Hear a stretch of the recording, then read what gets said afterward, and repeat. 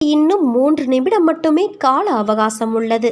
அதற்குள் நான் சொல்லும் இந்த பதிவினை நீ முழுவதுமாக கேட்டுவிடு. என்னை நிராகரித்து அவமதிப்பு செய்யாதே. பிறகு நீதான் வருத்தப்படுவாய். உன்னைத் தேடி உன் அன்னையான நான் வரப்போகிறேன். அன்பு குழந்தையே, என்னிடம் நீ முழு மனதோடு கேள். என்னிடம் உள்ள அனைத்தையும் நான் உனக்கு தருவேன். ஒவ்வொரு நிலையை நினைத்தும் நீ எதற்கு வேதனைப்படுகிறாய்? இப்படி வேதனை மேல் வேதனைப்பட்டு எதை சாதிக்கப் போகிறாய்? வெளியே வா. அப்போது என் ஆசி உனக்கு முழுவதுமாக கிடைக்கும். வெறும் வாய் வார்த்தைகளால் நான் இதை சொல்லவில்லை. நான் உன்னோடு இருக்கும் பொழுது உன் கவலைகளை என் பாதத்தில் வை. அதன் பிறகு நடப்பதைப் பார். உன்னை படைத்தவள் நான். நம்பிக்கையும் பொறுமையும் கொண்டு இரு. உன் கர்ம பலன்கள் முடிந்துவிட்டது.